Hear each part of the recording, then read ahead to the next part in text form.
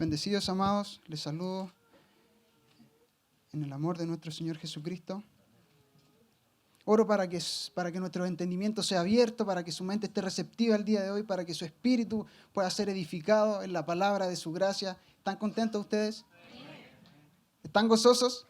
Amén, amén. ¿Prepararon su corazón para recibir la palabra? Ahí bajaron los amén. Pero, bien. Cantábamos recién acerca de las cosas que... de la sangre, si pudieron ver el énfasis de las canciones, todo hablaba acerca del sacrificio de Cristo, de su sangre y cómo Él se entregó como un cordero, como una expiación por nuestros pecados. La forma que nosotros no podíamos hacerlo, Él lo hizo perfecto. Y si nosotros no entendemos el sacrificio de la cruz, lo que significa su sangre, amados, no hemos entendido nada. Tú no puedes llegar a un lugar de plenitud o de entendimiento en tu vida si no podemos valorar o entender el significado de esa sangre derramada en la cruz del Calvario. Es sumamente importante. Muchas veces olvidamos los principios, los detalles por los cuales Dios se edifica en un comienzo. Porque claro, hemos avanzado, hemos progresado. Pero Dios nunca se olvida de los detalles. Y cuando nosotros hemos adquirido cierto avance en ciertas materias, por ejemplo, hemos recibido mucha revelación. Recientemente terminamos nuestra escuela y Dios nos habló muy claramente respecto de cómo estamos edificando esta casa de fe, cómo se edifica la iglesia, el cuerpo de Cristo. Y no solamente esto que nosotros conocemos como Congregación Cristiana Casa de Pan, sino que el cuerpo corporativo de Cristo, la iglesia, su casa, su cuerpo. Por lo tanto, si nosotros no podemos hacer el énfasis en las cosas pequeñas, en los detalles, en lo minucioso que es Dios al construir una narrativa mayor, vamos a estar errando en nuestra edificación. Moisés, el cuadro del tabernáculo de Moisés, del templo de Salomón, del arca de Noé, todas son imágenes que si uno ve el contexto global son cosas maravillosas, grandiosas, pero jamás Dios olvidó los detalles minuciosos de la administración, de cómo iba a ser el cortinaje, cómo iban a ser los utensilios dentro del templo, dentro del tabernáculo. Y en tu vida y en mi vida es exactamente igual, amado.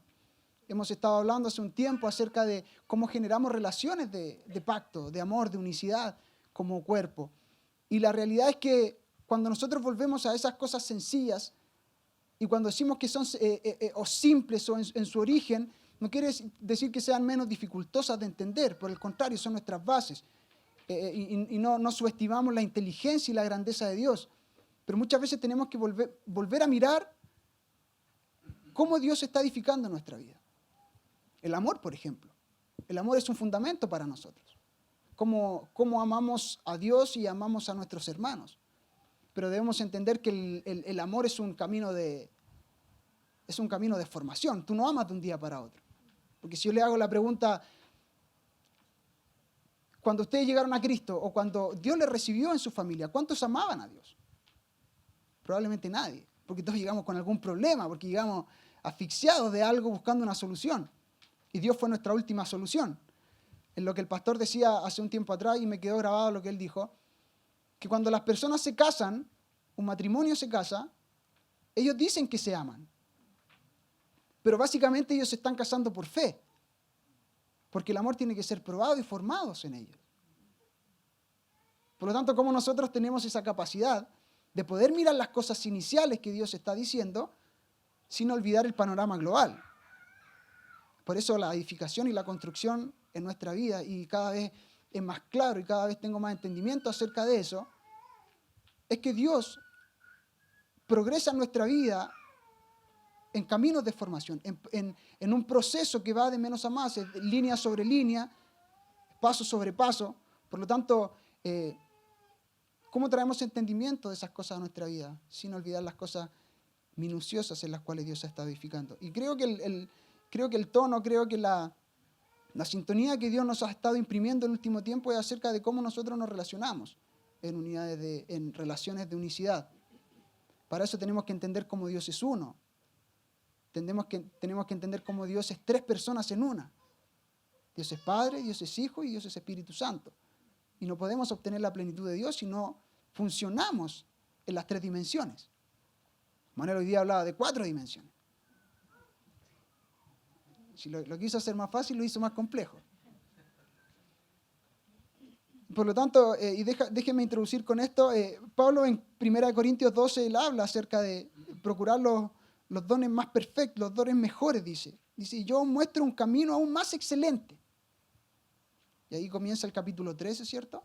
Pero si tú te das cuenta, cuando Pablo comienza a hablar del amor, él empieza a decir muchas características acerca del amor. No quiero hablar del amor, pero quiero introducir con esto. Pero y al final, cuando Pablo está terminando, déjame buscarlo, cuando Pablo está terminando las características del amor, cómo se compone, cómo funciona.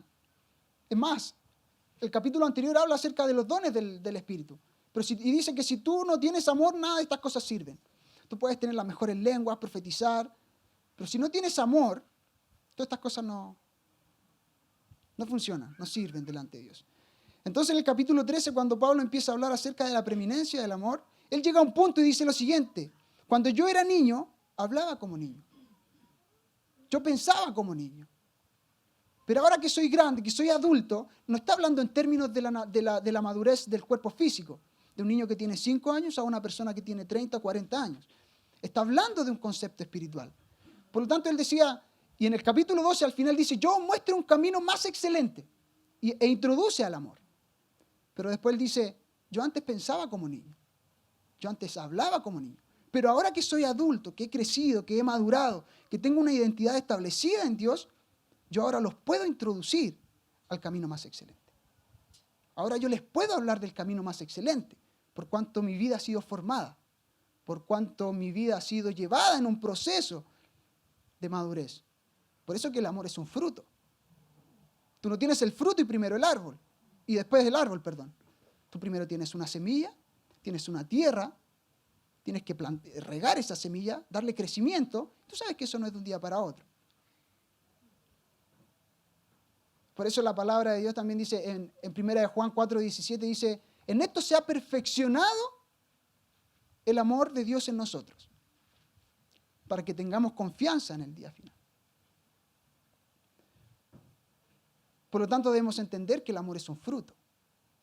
Y no es yo no te puedo decir que te amo de un día para otro, si te estoy conociendo recién. Pero tenemos que llegar al punto, a la madurez, en que tú puedas amar incluso a tus enemigos cuando vengan a ti.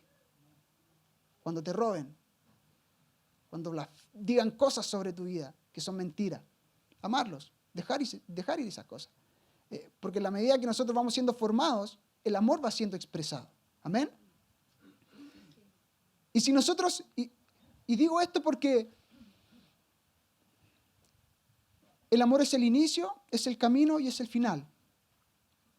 La Escritura dice, 1 Corintios 13:13 dice, y ahora permanece la fe, la esperanza y el amor. Estos tres dimensiones, ¿cierto? Pero el mayor de ellos es el amor. Y la palabra mayor es una palabra comparativa. Tú puedes tener fe, tú puedes tener esperanza, pero finalmente el amor determinará muchas cosas en nuestra vida. Y específicamente yo quiero hablarle de estas tres. Volver un paso atrás antes de llegar al amor y ver cómo comenzamos con la fe, en la esperanza. Vamos a decir algunas cosas que ya hemos mencionado en algún tiempo, pero quiero dar alguna otra perspectiva de lo que... Ustedes saben que en esta estación no podemos decir que un mensaje o un tema se ha acabado, porque hemos entendido que la palabra de Dios es infinita. Por lo tanto, nunca dejamos de aprender acerca de las cosas de Dios. ¿Amén?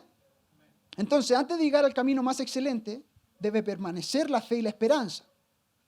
Ahora, no quiero venir a ministrar tu alma, no quiero en cuanto a cosas positivistas y que tú salgas muy contento, ¿cierto? Pero por eso oro para que tu entendimiento sea abierto y para que tu espíritu pueda captar la semilla que Dios quiere sembrar en nuestros corazones. Amén. Necesitamos entender la naturaleza operacional de Dios y de su reino. No podemos tener una mentalidad equivocada acerca de estas cosas, o si no estaremos edificando en administraciones erradas.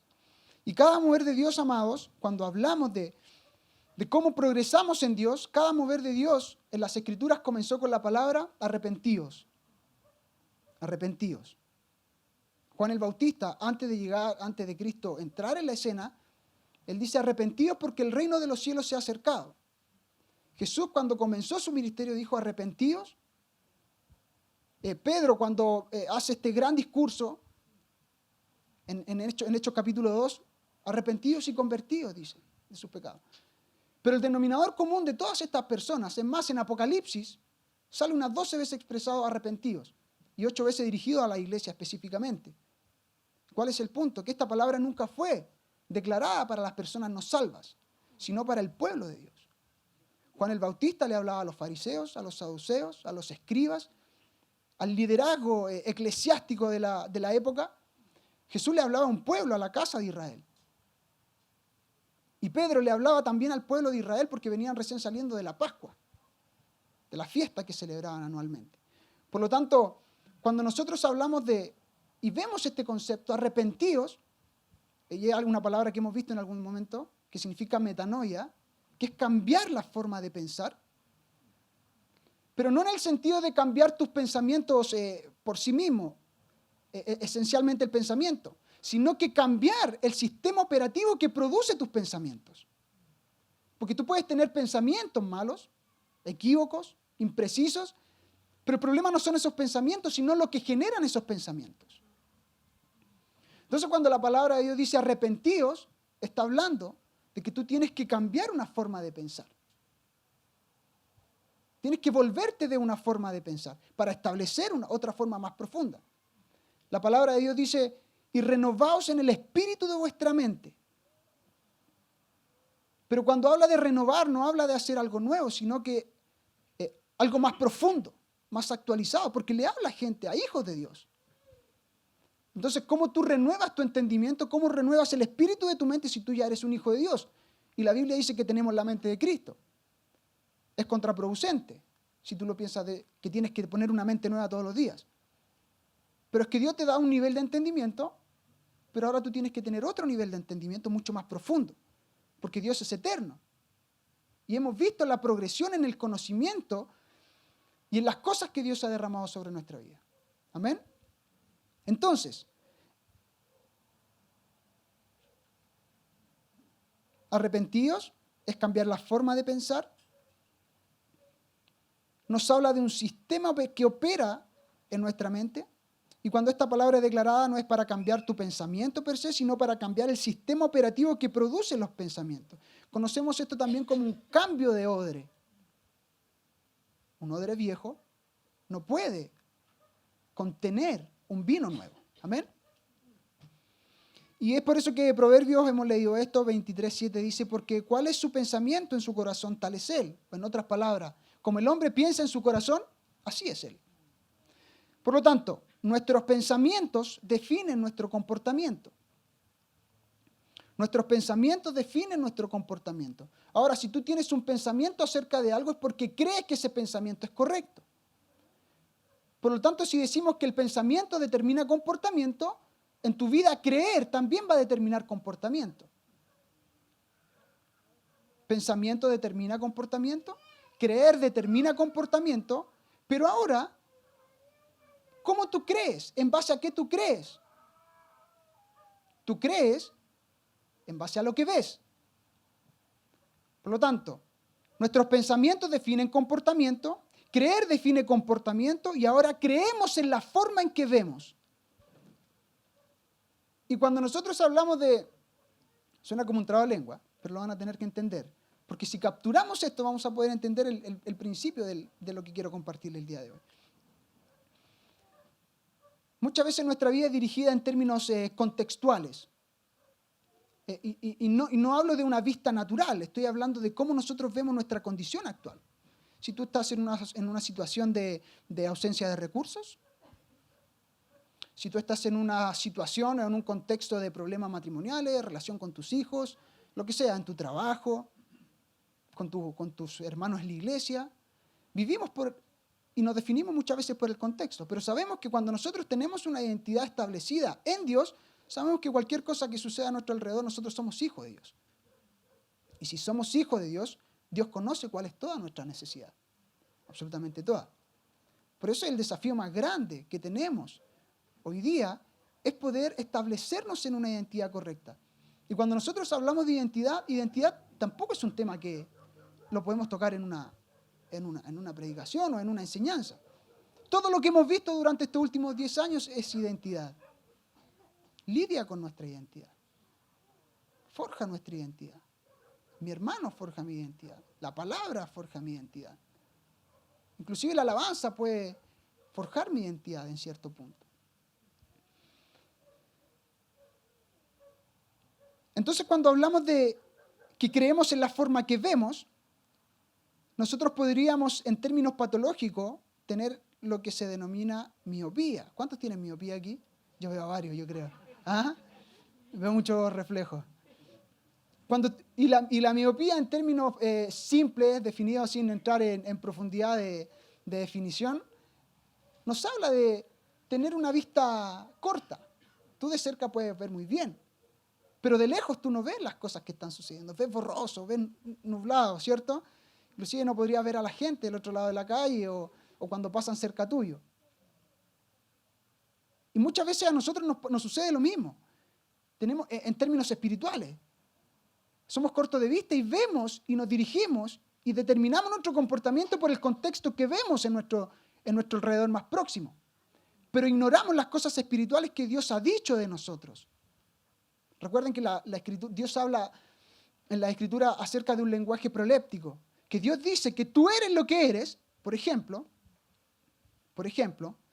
y voy a utilizarme yo como referencia. Si Dios a mí me dice que yo soy un gran profeta de Dios, un gran ministro del cielo, un hijo perfecto moldeado a la imagen y reflejando la imagen de su hijo. Y yo hago un panorama de mi vida y digo, wow, Padre, yo no soy eso que tú estás diciendo. Pero lo que Dios está diciendo es que está apuntando el resultado final que Él ya destinó que yo fuera. Ahora, con Gedeón sucedió lo mismo. Le dice, varón esforzado y valiente. Y Gedeón dice, no, un momentito. Y lo había enviado a librar una guerra. Y él le dice que ganaría, que la victoria estaría de parte de él. Pero Gedeón no creía lo que él era. Era porque Dios estaba hablando en un lenguaje proléptico. Y es lo que nosotros entendemos como que Dios ya ha acabado todas las cosas. Dios ha terminado contigo, ha terminado conmigo, pero Él sigue trabajando en este proceso de moldearnos a su imagen, para conocer como fuimos conocidos, como dice Pablo. Amén. Entonces, en términos de nuestra fe, podemos tener miopía, ser cortos de vista e ignorar las cosas del Espíritu por cuanto estamos mirando de forma incorrecta. Estamos mirando de forma incorrecta. Y Pablo era un claro ejemplo de esto. Ustedes recuerdan Pablo antes de Hechos capítulo 9, ¿cierto? Cuando ocurre la conversión de Pablo. La Escritura dice que él era fariseo de fariseos, ¿cierto? Instruido estrictamente en la ley, instruido a los pies de Gamaliel, celoso de Dios. Pero Pablo era un ciego. Era ciego. Porque él estaba persiguiendo aquello que Dios estaba edificando y estableciendo en la tierra. Entonces, conocimiento no significa que tú entiendes la voluntad de Dios. Pablo era, pero, amado, en la formación de Pablo, cuando dice que era formado a los pies de Gamaliel, era el más alto rango que podía tener un líder eclesiástico en ese tiempo.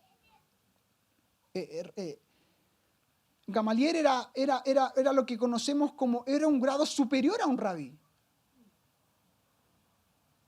Y Pablo potencialmente, por la instrucción que tenía, probablemente ocuparía el mismo lugar. Y son muy pocos en la historia que son denominados con ese nombre, que Rabán.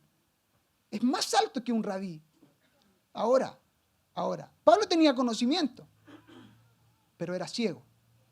Tú puedes estar toda la vida en la iglesia, tener mucho conocimiento y ser ciego acerca de las cosas de Dios. Eso es una realidad. Eso es una realidad que tenemos que asumir como iglesia. Ahora, ¿Pablo era ciego?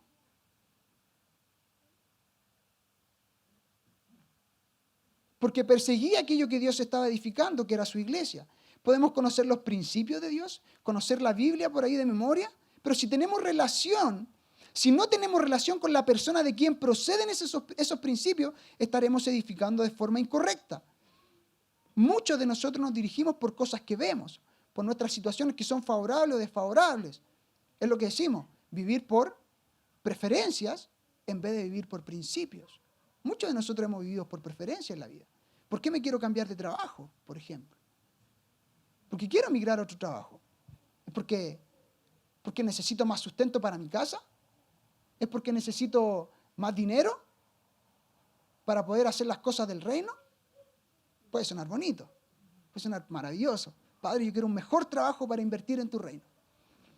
Pero es ahí cuando Dios nos dice, si eres fiel en lo poco, te puedo ponerlo mucho. Ese es nuestro camino de progresión. Muchas veces queremos administrar el 100%, pero no pasar por el 30%, el 60% de las cosas que Dios nos ha dicho. Por lo tanto, podemos estar mirando de forma incorrecta. Jesús decía lo siguiente en Mateo 6, 30 al 32. No lo voy a leer completo. Lo voy a leer del 30 mejor. Y dice, y si la hierba del campo que hoy es y mañana se echa en el horno, Dios la viste así, ¿no hará mucho más con vosotros, hombres de poca fe? No os afanéis pues diciendo qué comeremos o qué beberemos o qué vestiremos, porque los gentiles buscan todas estas cosas, pero vuestro Padre Celestial sabe que tenéis necesidad de todas estas cosas. En otras palabras, no vivamos por lo contextual, no vivamos por la situación que nos tiene en opresión. Y Moisés podría decir lo mismo, porque cuando Moisés salió al desierto, o quería salir al desierto con el pueblo, por mandato de Dios, amado, el contexto y el escenario de Moisés era dramáticamente contrario. Porque tenía millones de personas que tenían que salir, y tenían un faraón que no quería que salieran, y cuando salieron los persiguió. Y cuando lo estaba persiguiendo se encontraron con el mar. Ese contexto sí que es dramático, amado. Pero dice la Escritura que Moisés se sostuvo como viendo al invisible. Esa es la marca. Esa es la marca. Y dice, eso está en Hebreo 11:27. Por la fe dejó Egipto, Moisés, no temiendo la ira del rey, porque se sostuvo como viendo al invisible. Y Moisés tenía una capacidad específica para ver las cosas. Él veía al invisible. Dios es invisible, amado. Pero cómo nos comportamos y cómo dirigimos nuestra vida en base a aquello que no estamos viendo, sino que sustentados en la fe, en la esperanza, en el amor que es en Cristo. Amén. Y repetimos, nuestros pensamientos definen nuestro comportamiento. Por lo tanto, creer define comportamiento y creemos en la forma que vemos. No estoy hablando de la vista natural. Y hacemos este enfoque siempre porque necesitamos renovar la forma en que pensamos, renovados en el espíritu de vuestra mente, dice la Escritura. Y me deja ponerte este ejemplo. Josué y Caleb, dice la Escritura, que fueron hallados con un espíritu distinto, diferente. Y tú sabes que de los 2 espías, solamente ellos 2 vinieron con un reporte bueno. La realidad contextual y literal era que esos hombres eran gigantes de la tierra prometida, que Dios le había prometido.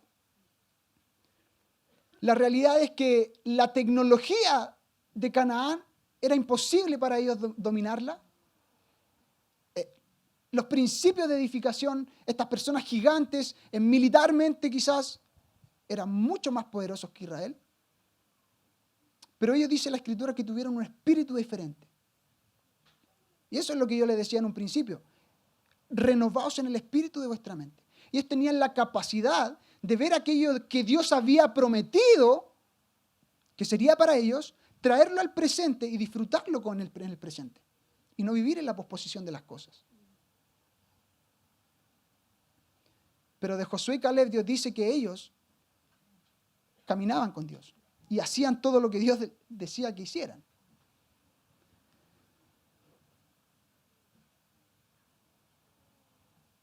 Números 14:24 dice, pero mi siervo Caleb, por cuanto hubo en él otro espíritu y decidió ir en pos de mí, yo le meteré en la tierra. ¿Cómo ves? ¿Cómo estás mirando aquellas cosas que Dios te está diciendo? Si Dios dice que tú eres un hijo de Dios, ¿cómo te estás comportando? ¿Te comportas como un hijo de Dios? Esto los habilitó para tomar aquello que Dios les había prometido y le había entregado en sus manos. Ellos tomaron la tierra prometida como algo real, aunque no la poseían aún. Le creyeron a Dios por cuanto expandieron su forma de pensar, profundizaron su forma de pensar. Esto significó que entraron en la tierra prometida y hubo un rompimiento por cuanto se renovaron el espíritu de sus mentes. No estamos hablando de abrir la mente, del positivismo, la nueva era, no estoy hablando de eso, amado. Escuchen mis palabras. Tuvieron una mirada profética, en el presente creyeron que el futuro podría ser real. Cuando tú no tienes esperanza en el futuro, cuando tú no esperas nada en el futuro, tú no tienes fe, amado. Porque somos cortos de vista, porque vivimos contextualmente, porque los ambientes nos determinan cuando nosotros somos llamados a cambiar los ambientes. Tuvieron una forma de ver aquello que Dios había declarado sobre sus vidas. Por eso la pregunta lógica es cómo estamos mirando aquello que Dios nos ha dicho y nos ha impartido a través de su palabra. ¿Cómo miramos, por ejemplo, la demanda de amarnos unos a otros? Jamás podremos amar a nuestros hermanos si primero no entendemos quién es mi hermano y quién soy yo. Por eso esto es una formación. Jesús decía en Mateo 6, 22 y 23, dice, la lámpara del cuerpo es el ojo. Así que si tu ojo es bueno, todo tu cuerpo estará lleno de luz. Pero si tu ojo es maligno, todo tu cuerpo estará en tinieblas. Así que si la luz que en ti hay es tiniebla, ¿cuánto más no serán las mismas tinieblas? Esto es crítico, amado. Como dice mi papá, esto es crítico. Si tu mirada es buena, entonces todo tu interior estará lleno de luz. ¿Pero qué significa una mirada buena? La palabra buena ahí es sencilla, simple, sincera. Por eso te digo que si tú no entiendes quién eres tú, quién es tu hermano, jamás vas a poder amarlo. En otras palabras, seamos simples, amados, seamos sencillos al mirar las cosas, seamos puros para poder amarnos. Pero todo el tiempo está la sospecha en mi hermano, la sospecha en mi jefe, la sospecha en otras personas. Amados, librémonos de esas cosas. Seamos simples. Y cuando decimos simples, sencillos, no subestimamos la potencia, la inteligencia, el conocimiento de Dios. Pero recuerden que yo les dije la otra vez, Dios es uno. Dios no es en partes. Dios es una parte bueno, Dios es una parte amor. No, Dios es todo amor, Dios es todo bueno, Dios es divina simplicidad, amado. Dios es uno. Dios no puede ser dividido. Por lo tanto, en la medida, por eso yo les decía que para nosotros entender unicidad debemos entender cómo la divinidad funciona. Divina simplicidad. Tú no los puedes dividir el uno del otro. Por eso nuestra mirada frente a mi hermano debe ser simple, sencilla, no cuestionadora, no sospechosa. Da el beneficio de la duda. En ese camino, en esa forma, tú podrás manifestar un amor, un fruto perfeccionado para con Él. Amén. Cuando la palabra habla de una mirada maligna, nos indica algo que está dañado, indica una degeneración de la intención original o algo que está enfermo, es decir, que carga una enfermedad. Por lo tanto, si tú miras y hay un sinnúmero de palabras que se asocian a esto, envidia,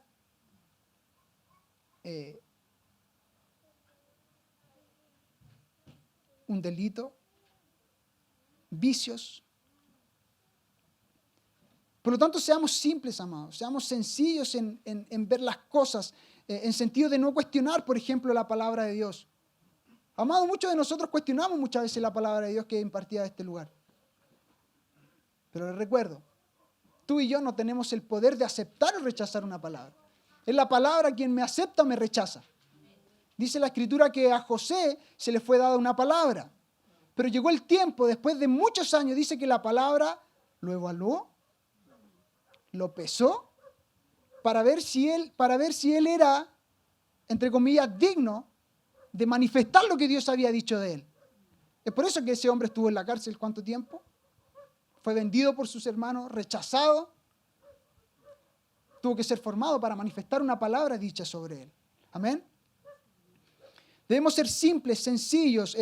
Tenemos el ejemplo de los de Berea y los de Tesalónica, cómo los de Berea con solicitud escuchaban la palabra impartida e iban y cotejaban que las cosas que estaban diciendo los apóstoles eran reales, eran ciertas. Pero tú tienes que tener un espíritu manso. Y amado, para entender esto, una de las cosas que yo he entendido que para entrar en esta estación no podemos entrar si no tenemos humildad. Cuando hablamos nosotros de ser uno, de ser un cuerpo, tú jamás vas a poder ver a tu hermano o amar a tu hermano si no hay humildad, una postura humilde de tu corazón. La realidad es que en esta estación decimos esto: nos convertimos en hueso de nuestros huesos y carne de mi carne. Mi hermano es parte de mí. Así como David y Jonatán se convirtieron casi en uno, ese es el pacto. Ese es el fundamento. Somos hueso de su hueso y carne de su carne.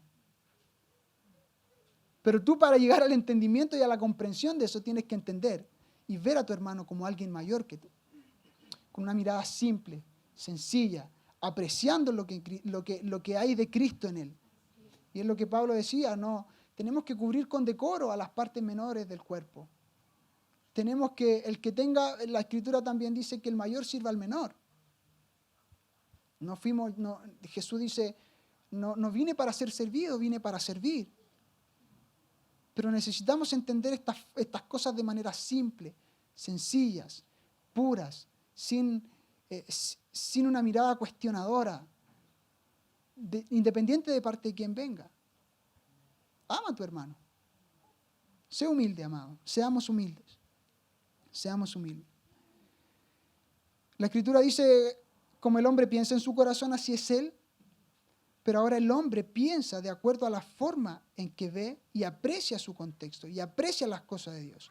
Entonces, cuando hablamos de que creemos o vemos, la Escritura hace alusión a un punto, a una palabra, 2 letras, que se llama fe. Fe.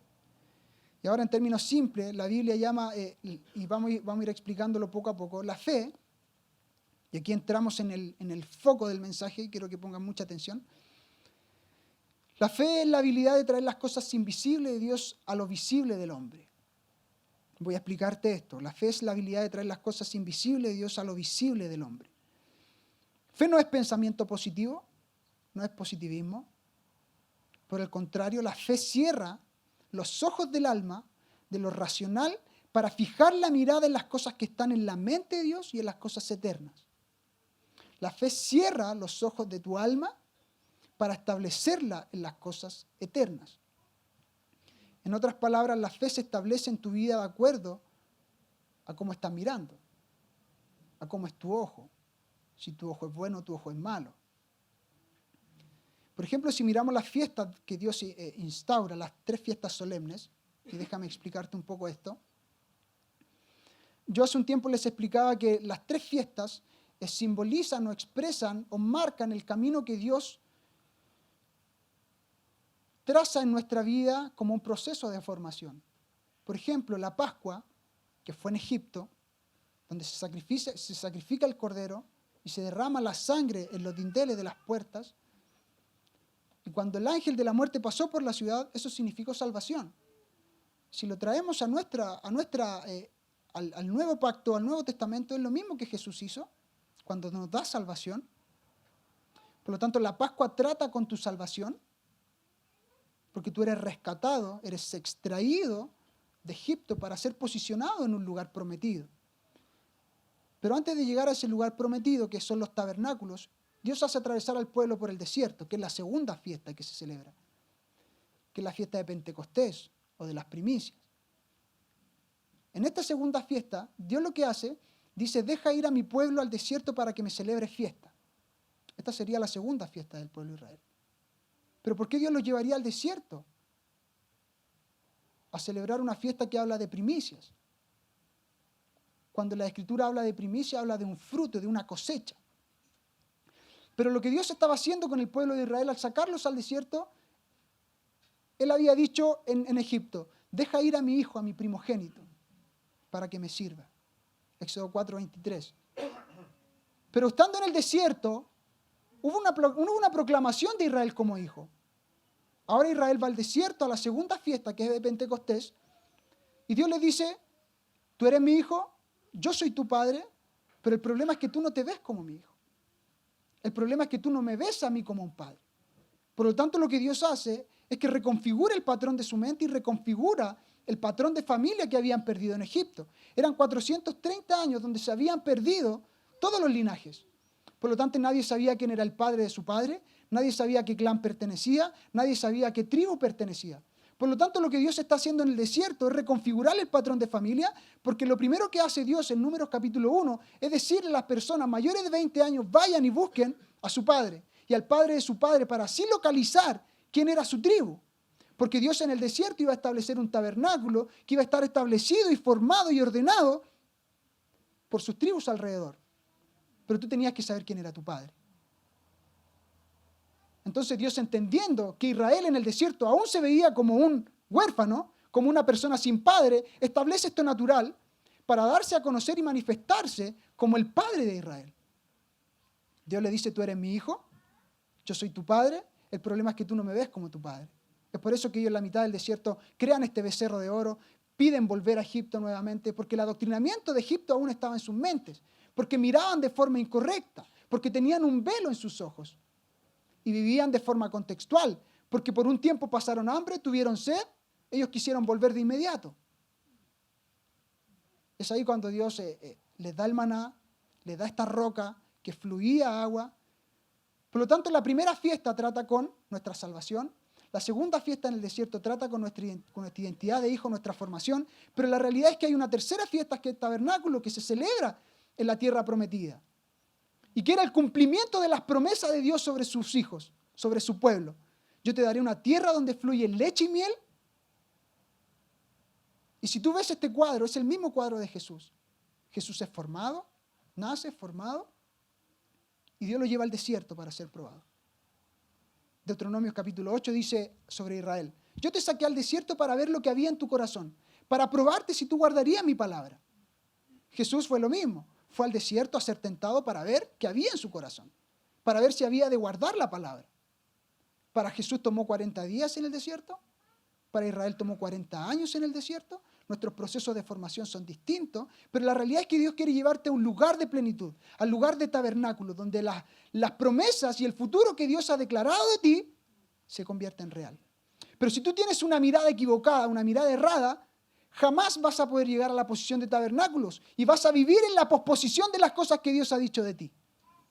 Si Dios ha dicho de ti que tú eres un hijo, pero tú no te comportas y vives de forma contextual, la realidad es que ese futuro, esa promesa jamás va a poder ser establecida en tu vida.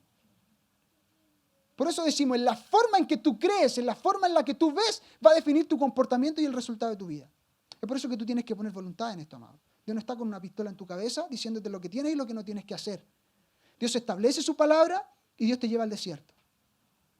Ahora Él prueba lo que hay en tu corazón. Prueba la palabra que ha sido impartida en tu vida. Prueba si la palabra que has oído viene con fe. ¿Para qué? Para establecerte en un lugar que Él ha prometido para ti. Y no estoy hablando de cosas materiales, no estoy hablando de tu casa, de tu auto, que ciertamente pueden ser. Pero hablamos de la herencia, que es Dios mismo. David decía, Jehová es la porción de mi herencia. Por lo tanto, mi herencia es mi posición, no mi posesión. Si tú entiendes eso, vas a entender que la forma que ves puedes traer el futuro al presente y no vivir más en la posposición de las cosas. Pero es en la forma que ves. Te lo voy a explicar. Por lo tanto, Jesús, mire, vamos a Juan 4, 34 y 35. Entre la Pascua y los tabernáculos hay 4 meses de intervalo. Tú sabes que las fiestas se determinaban en 7 meses. Por lo tanto, entre la Pascua, que es la primera fiesta, y la tercera fiesta, que es de tabernáculo, hay 4 meses de intervalo y Jesús hace referencia y alusión a la fiesta de los tabernáculos en este texto. Juan 4, 34 y 35 dice, están hablando aquí en el pozo de Jacob, ¿cierto? Cuando la mujer le da, Jesús le pide de beber agua a esta mujer, a esta samaritana, y Jesús está diciendo, yo tengo una bebida, una comida que no es de este lugar. Y dice lo siguiente, Jesús le dijo, mi comida es que haga la voluntad del que me envió y que acabe su obra. El 35 dice, él está hablando a sus discípulos, le dice, ¿no decís vosotros, aún faltan 4 meses para que la siega llegue? Y Jesús dice, he aquí yo os digo, alzad vuestros ojos y mirad, los campos ya están blancos para la siega. Te lo voy a repetir. ¿No decís vosotros aún faltan 4 meses para que llegue la siega? He aquí yo os digo, alzad vuestros ojos y mirad los campos, porque ya están blancos para la siega. Jesús cambia el tema con sus discípulos y les muestra que la cosecha, que el lugar de posición y de establecimiento no está determinado por el tiempo cronológico, 4 meses, sino que está determinado por cómo tú ves el futuro. Te lo voy a leer de nuevo. Jesús cambia de tema con sus discípulos y les muestra que la cosecha no está determinada por un tiempo cronológico, sino que está determinada por cómo tú ves el futuro. Porque en Dios todas las cosas ya están hechas, finiquitadas. Eclesiastés 3:15 dice, aquello que fue, ya es. Y lo que ha de ser en el futuro, ya es. Te lo voy a repetir. Aquello que fue, ya es. Y lo que ha de ser, fue ya, dice la Escritura. Y Dios restaura todas las cosas. Lo que ha de ser en tu vida, amado, ya es. Pero debemos llegar al entendimiento de estas cosas.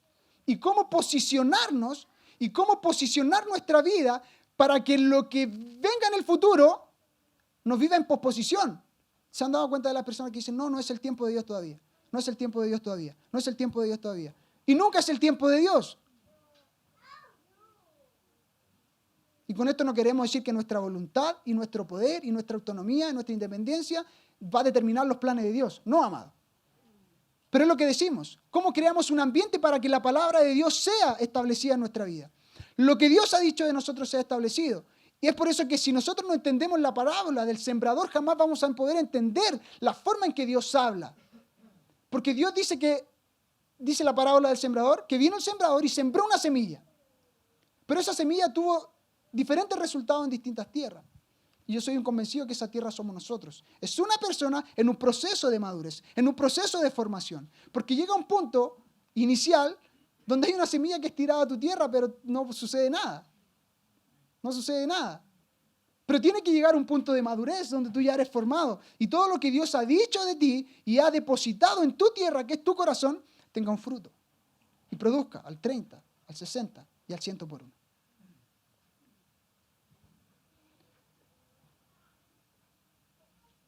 La formación, amado, es cronológicamente diferente en todos. Tenemos distintos tiempos de madurez, somos únicos en eso, pero estando en el desierto, en Pentecostés, puedes traer la posición de los tabernáculos, que es la madurez, más rápido o en aceleración, de acuerdo a la forma que tú estás viendo las cosas. Y te repito, no es pensamiento positivo, no es abrir tu mente, no es esto que hoy día la gente dice, decrétalo para que suceda.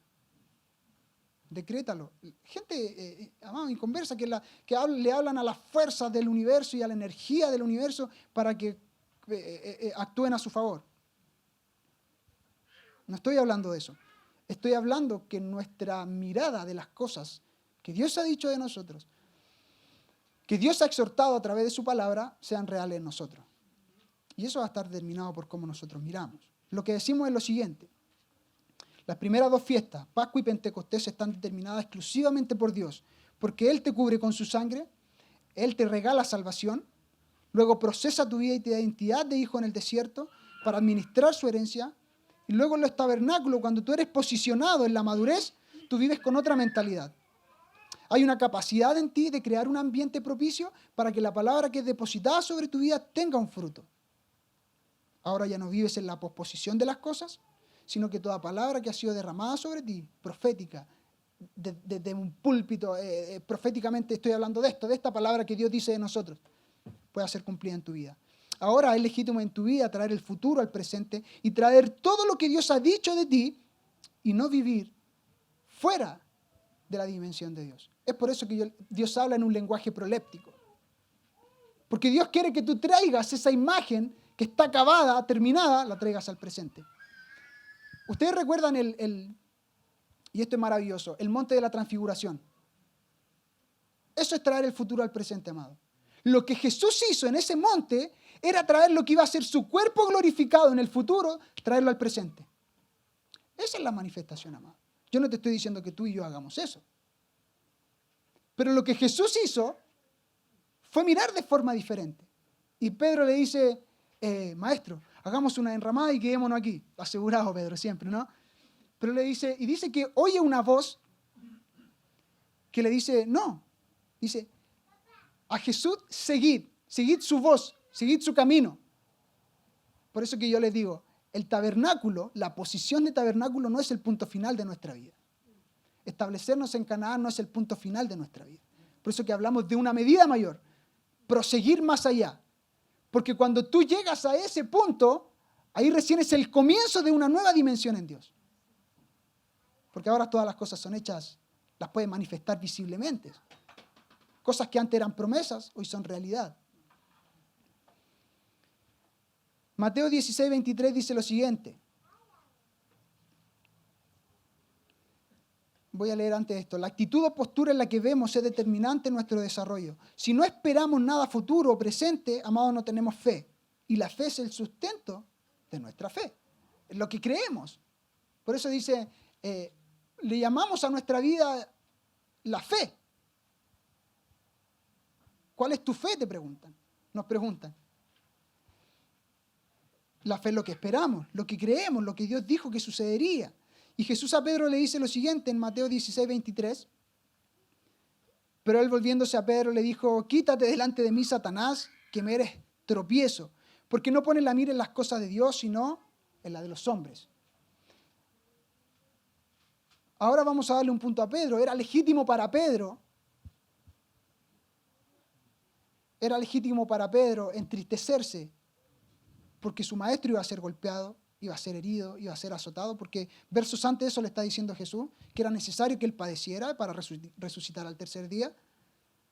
Pero Pedro dice que lo lleva a un lado y le dice, maestro, que no pasen esas cosas, por favor. ¿Cómo tú vas a sufrir? ¿Por qué vas a sufrir? Era legítimo para Pedro aferrarse emocionalmente a Jesús, pero que no pusiera las emociones antes que el propósito de Dios. Y es muy fuerte Jesús al decirle esto a Pedro. Muy fuerte. Porque previo Pedro había tenido una revelación maravillosa acerca de quién era el Hijo de Dios. Entonces ahora le dice, apártate de mí, Satanás, porque me eres tropiezo, porque no pones la mira en las cosas de Dios, sino en la de los hombres, en un sistema almático. Es por eso que decimos que la fe cierra los ojos del alma para establecerte en aquella dimensión de Dios, en la mente de Dios, en los diseños de Dios. Pablo lo diría de la siguiente forma, en Colosenses capítulo 3, versos 2 y 3 dice, si pues habéis resucitado con Cristo, y Pablo pone esta condicionante de inmediato. Si pues habéis resucitado con Cristo, buscad las cosas de arriba donde está Cristo sentado a la diestra de Dios. Poned la mira en las cosas de arriba y no en las de la tierra, porque habéis muerto y vuestra vida está escondida con Cristo en Dios. Ahora, ¿dónde está nuestra mirada? No en términos naturales. Y es por eso que yo en un principio le decía, ¿cómo reconfiguramos nuestra mente? No el pensamiento en sí. Amado, el problema, ahora te voy a hablar de lo natural. Muchas veces nosotros hemos podido ver cosas incorrectas, poner nuestra mira en cosas incorrectas. El punto no es que nuestra mirada está incorrecta, es que nuestra forma de pensar nos lleva a mirar de esa forma. Tú puedes estar aquí y me puedes estar mirando con cara de que estás recibiendo esta palabra, pero por dentro pueden estar pasando muchas cosas en tu mente. Por eso decimos, cambia tu forma de pensar, porque determinará cómo tú ves las cosas de Dios. Mira lo que dice Hebreos capítulo 4, verso 2. Hebreos 4, 2 dice, porque también a nosotros se nos ha anunciado la buena nueva, como a ellos. Pero a ellos no le aprovechó el oír la palabra por no ir acompañada de fe en las que la oyeron. Entonces tú cuando recibes una palabra, tiene que ir acompañada de fe, porque si no, no tiene fruto. Porque tú tienes que esperar algo de esa palabra que ha sido depositada en ti. Por eso la Biblia dice que sin fe es imposible agradar a Dios. Y la Biblia dice, si tuvieres fe tan pequeña como un grano de mostaza, y pone un ejemplo exageradísimo, amado. Le diría a este monte, muévete. Trasládate al mar. Tenemos muchas interpretaciones para eso. Y oír literalmente es oír con los oídos, escuchar atentamente, y la palabra es el dabar de Dios, lo que Dios quiere comunicar intencionalmente. Por lo tanto, cada palabra que es impartida a tu vida viene con una intención específica de parte de Dios, que es esa misma palabra. Ahora esa palabra debe ser recibida con fe para que sea provechosa. Pero también sabemos que la fe viene por el oír, y el oír la palabra. Y deja ponerte este caso, el caso de Noé. Hebreos 11, verso 7, dice lo siguiente.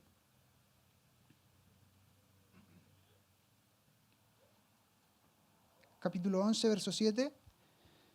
Por la fe Noé, pongan atención, por la fe Noé, cuando fue advertido por Dios acerca de cosas que aún no se veían,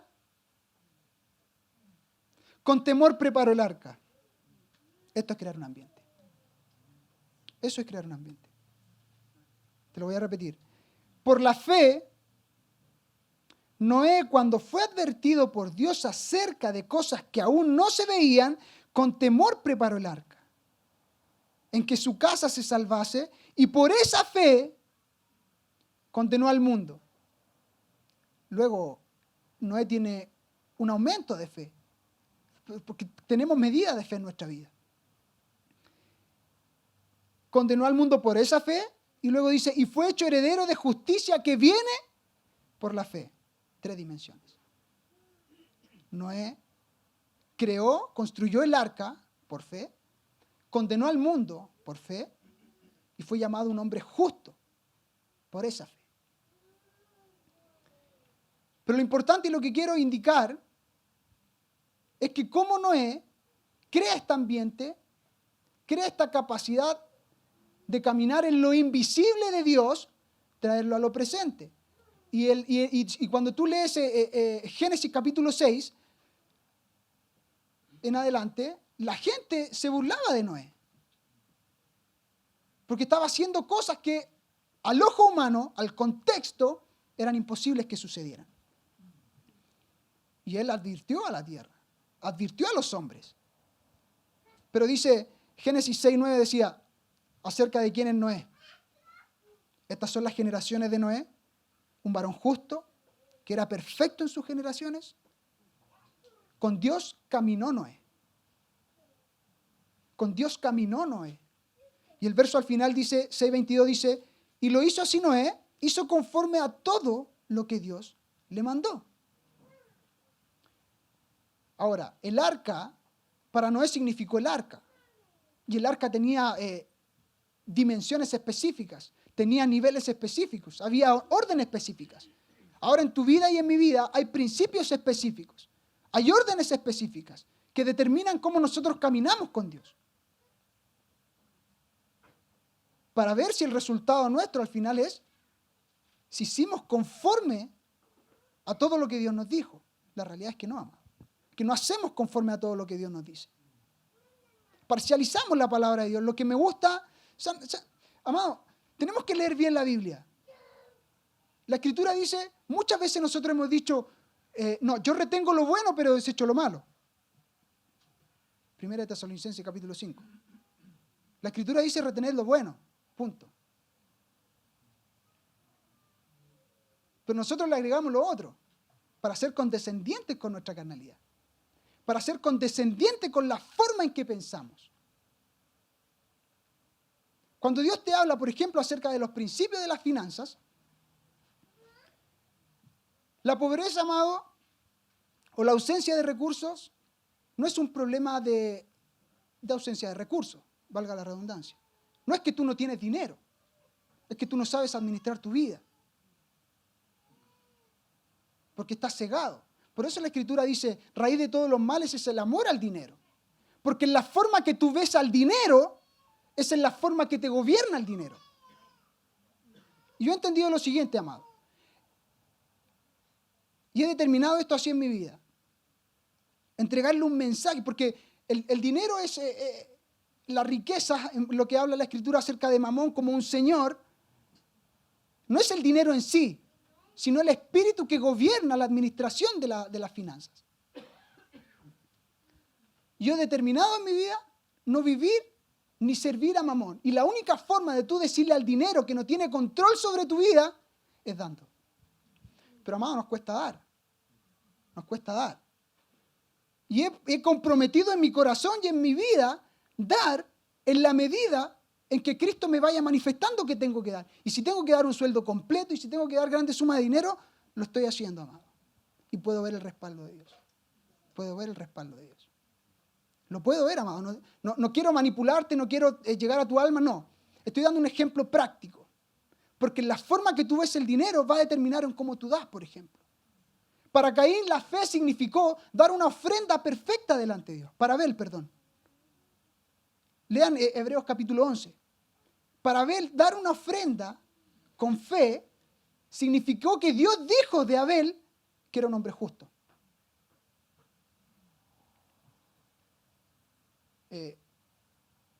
Para Abraham, por ejemplo, su fe significó ser padre de multitudes. Para Sara significó tener un hijo la fe. En otras palabras, para ella significó ser productivos. Si tú no tienes fe, no puedes ser productivo, amado. Para Enoc significó no ver muerte, porque dice la Escritura que caminó con Dios sin ver muerte. Y así suma y sigue en muchos casos. Para la hija de Jairo significó volver a la vida, literalmente. Para el siervo del centurión significó sanidad. Para la mujer del flujo de sangre significó sanidad. Pero todas estas cosas conforman una unidad. Conforman una formación en nuestra vida. Es por eso que como vemos la palabra de Dios impartida en nuestra vida, si no viene acompañada con fe, no es provechosa sobre nosotros. Romanos 10:17 dice, así que la fe es por el oír y el oír por la palabra de Dios. Debemos entender la intencionalidad de Dios sobre nuestra vida para que nos indique cómo caminar en Él, para tener esa capacidad de crear un ambiente específico para que las cosas que Dios ha dicho en nuestra vida se conviertan en realidad. Y no estamos hablando, amado, de tus caprichos o de lo que tú piensas o lo que tú quieres que suceda en tu futuro. No, yo quiero tener una casa, yo quiero tener un auto, yo quiero tener esto otro. No, amado. No es así. Es por eso dice que la fe viene por el oír y el oír la palabra de Dios. Y cuando tú oyes la palabra de Dios, la oyes con fe. ¿La fe para qué es lo que es? Para traer lo invisible de Dios a lo visible. ¿Qué es eso invisible? La palabra de Dios, amado. Porque tú no ves la palabra, pero la percibes en tu espíritu. Entonces, cuando tú tienes fe, cierto grado de fe, puedes crear este ambiente para que esa palabra que ha sido derramada sobre tu vida sea real. No te estoy hablando de las cosas materiales. No te estoy hablando de eso. Porque Dios dice que Él sabe cuál es toda la necesidad que tú tienes. Dice, buscad primeramente el reino de Dios y su justicia, y todas las cosas serán añadidas. Y Jesús se asombró con ciertos niveles de fe en la Escritura. La fe del centurión, de la mujer sirofenicia, ustedes lo pueden leer en sus casas.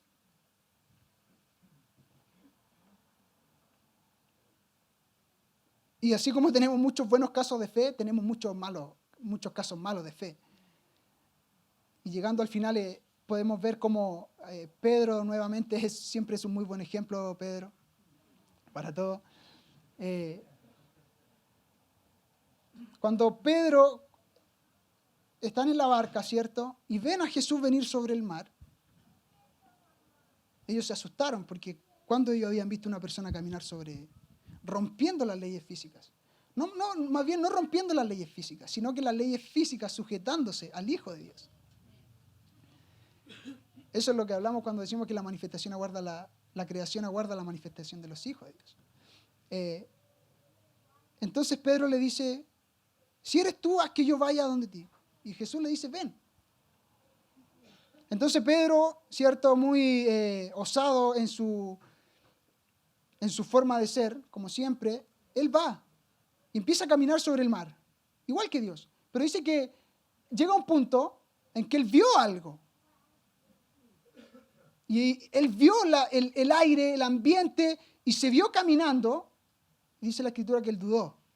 No dice que dudó, pero Jesús, cuando se comenzó a hundir Pedro, él le extiende la mano a Jesús. Acto seguido Jesús le dice, Pedro, ¿por qué dudaste? ¿Por qué dudaste? Y la palabra ahí es distazo, que significa andar en dos caminos. Pedro, ¿por qué anduviste en dos caminos? Y para nosotros, amados, siempre la duda juega un papel fundamental en nosotros. Porque muchas veces nosotros tenemos fe, pero en ciertos momentos vamos a tener duda. Y si tú no estás bien posicionado en Cristo, la duda va a vencer tu fe. Por eso Pedro dice establecidos en la verdad presente, pero también dice establecidos en amor, también dice establecidos en la fe, que es en Cristo Jesús.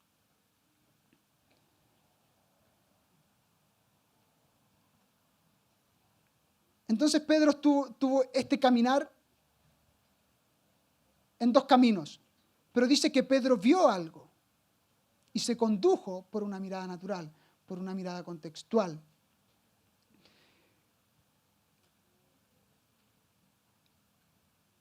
Vamos a Hebreos capítulo 11.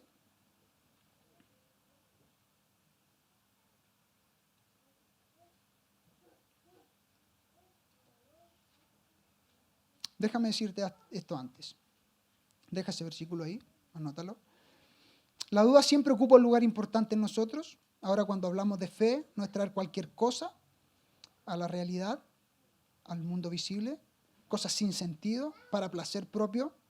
Cuando Adán cae en el principio, recuerdo muy bien una exhortación del apóstol Yacer, hace un tiempo atrás.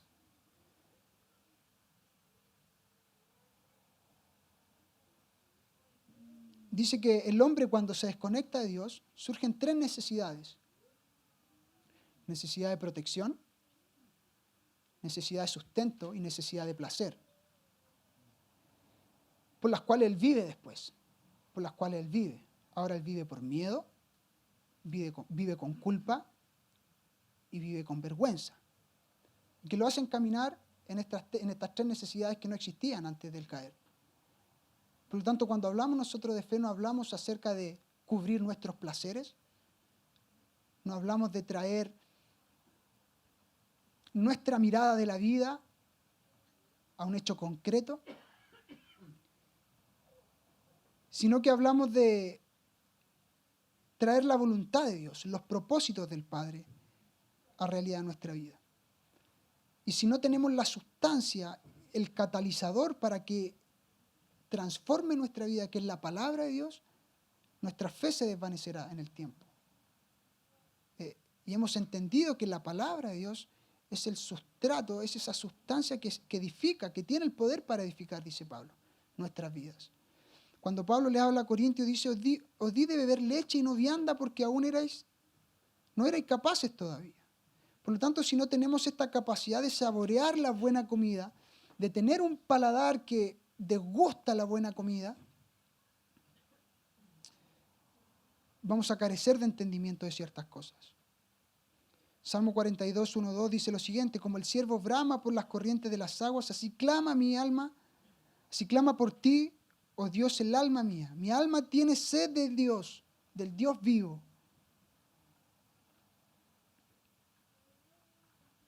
Hebreos capítulo 11, los primeros versos, dice lo siguiente: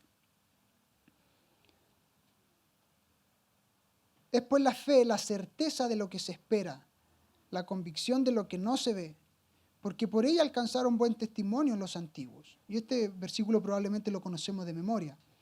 Es pues la fe, la certeza. Y sabemos que la palabra certeza es hypostasis. Significa una esencia que se sienta por debajo a modo de soporte. La certeza, dice que la fe es la certeza de lo que se espera.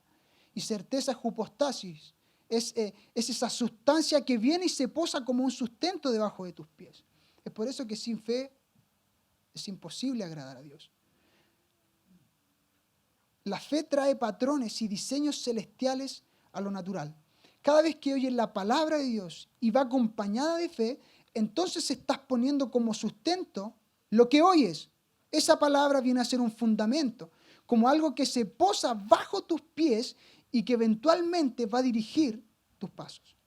Eventualmente va a dirigir tu camino. Y digo eventualmente porque tú tienes que poner tu voluntad en aquello. Tienes que poner tu voluntad en aquello.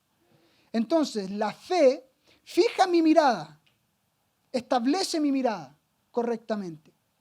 Y la esperanza me ancla a la palabra de Dios y a un sistema de creencia que no es de este mundo, sino que es celestial. La fe entonces fija mi mirada, la establece y la esperanza me ancla a la palabra de Dios, a un sistema de creencia que no es de este mundo, sino que es celestial. 2 Corintios 5, 6 y 7 dice lo siguiente: así que vivimos confiados siempre y sabiendo que entre tanto que estamos en el cuerpo, estamos ausentes del Señor. Y el verso 7 dice lo siguiente: porque por fe andamos, no por vista. Por fe andamos, no por vista. Ahora, cuando habla de vista, habla del enfoque contextual. ¿Cuántos se mueven por fe en esta casa? ¿Cuántos anhelamos movernos por fe? Y presionamos a ese punto. Presionamos esa marca. 2 Corintios 3:16 dice lo siguiente: pero cuando se conviertan al Señor, el velo se les quitará. Pero cuando se conviertan, cuando renovemos nuestra forma de pensar, cuando nosotros actualicemos este sistema que opera en nuestra mente, que me hace pensar de forma determinada. En las Escrituras tenemos muchos casos. Ustedes recuerdan el pecado de Acán. Dice que él vio el manto babilónico y los lingotes de oro, y dice que pareció codiciable para él. Y el mandato era que ellos no podían tomar nada de ese pueblo. Pero él lo toma y lo esconde. Y eso significó la muerte para muchas personas en el pueblo de Israel.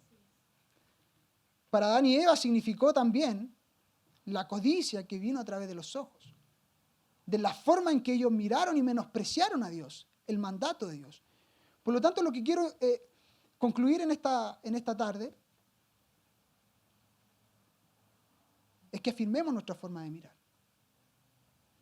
Le he dicho muchas cosas. Y quiero concluir con esto. La forma en que nosotros amemos, la forma en que nosotros nos dirijamos y nos establezcamos como el cuerpo de Cristo, como la familia de Dios, como los hijos del Dios viviente, como la congregación de los santos, como la Sión de Dios, como la Jerusalén celestial, estará establecida en la forma en que vemos, en la forma en que esperamos, en las expectativas que tenemos del futuro. La esperanza es una expectativa, con anhelo. Después la fe, la certeza de lo que se espera, la convicción de lo que no se ve. Y en el verso 3 dice: por eso entendemos haber sido constituido el universo por la fe. Y dice: de modo que lo que se ve fue hecho de lo que no se ve. Ahora yo quiero que en tu espíritu tú captes esto, tú lo atrapes, para que cambiemos nuestra forma de mirar las cosas. Cambiemos la forma de mirar nuestro trabajo. Amado, el sistema nos ha capturado en la forma en que trabajamos. Toda nuestra vida está determinada por nuestro trabajo, por el recurso. Es por eso que yo les decía, la forma en que Dios me mostró cómo decirle al dinero que no gobierna mi vida es dando, siempre, dando. No porque sé que de vuelta voy a recibir, sino porque reconozco en ese acto que Dios es mi sustento y que en Él lo tengo todo. Cambiemos nuestra forma de pensar, amado. Actualicémonos. Vamos más profundo, sin olvidar los detalles esenciales de lo que Dios está diciendo. Tú puedes estudiar a Ananías y Zafira, cómo fueron tentados por recursos económicos y determinaron la forma en que ellos vieron. Y a Pablo se le fue quitado el velo. A Pablo se le fue quitado el velo, porque cuando Ananías oró por él, dice que le cayeron de sus ojos como escamas. Y si tú lees el capítulo siguiente, dice que Pablo estaba predicando al instante. pero porque era un hombre con entendimiento. Sabía muchas cosas, pero cuando el velo fue quitado, entonces él entendió que lo que él perseguía era el propósito eterno de Dios en la tierra. Amén. Vamos a orar, amado. Ponte en pie.